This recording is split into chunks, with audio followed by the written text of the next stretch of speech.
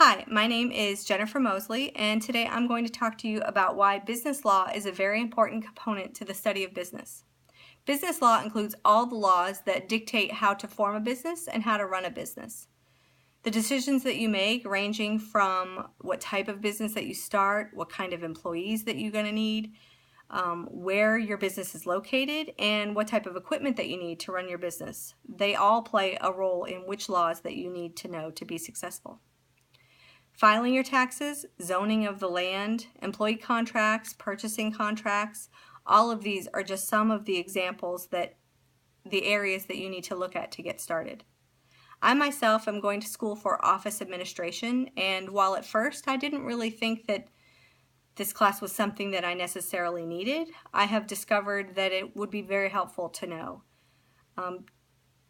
There are areas or situations that might arise, and knowing this stuff ahead of time will help me head off problems for my company.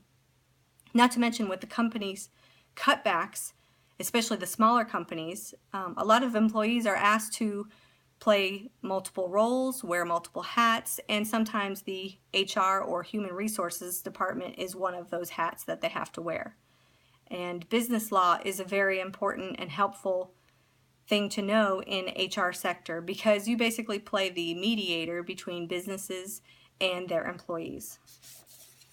Every year, over 100 million lawsuits are filed in the U.S. state courts. I mean, can you believe that? That's just crazy. Knowing where you could be liable or responsible is of the utmost importance. You need to be able to cover yourself. Some of the most fascinating areas in this class for me was learning about the differences between battery and assault and slander and libel. I recently had a terrible dental visit, and the dentist made numerous errors during my treatment. First, he gave me wrong information by telling me that something that I was going to have done was covered by my insurance, and then it turns out, of course, after the procedure was done, that it wasn't. Second, on one tooth, he had told me that I was going to get a filling, and he proceeded to do a crown. Afterwards, realizing that he had told me one thing and done another, he said, "Oops, I'm sorry. Don't worry, I'll cover it."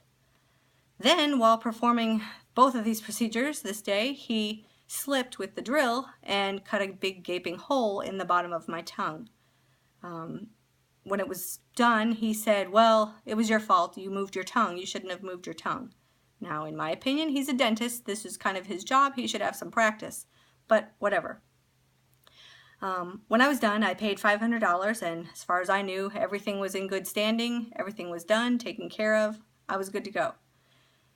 3 months later, I receive a bill for $1,200, no itemization saying what it was for, or lining out each thing and saying what I was being billed for, and the previous office lady had been fired, and no one in the office would return my phone calls. The one time I actually got a hold of someone, she talked it out with me. I explained to her what happened, and she said, "Oh, I'm sorry, disregard that bill. I'll take care of it. Don't worry about it." The next month, I received another bill.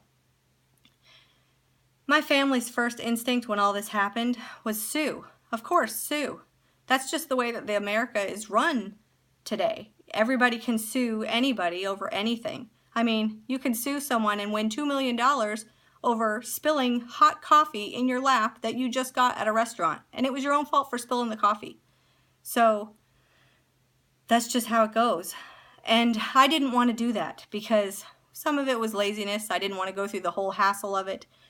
But honestly, I didn't want to be that person. And as far as I was concerned, we were done. I had taken care of everything. I never had to go back there. This was over with. Until, of course, 3 months later when I get this bill, and now it's just starting all over again for me.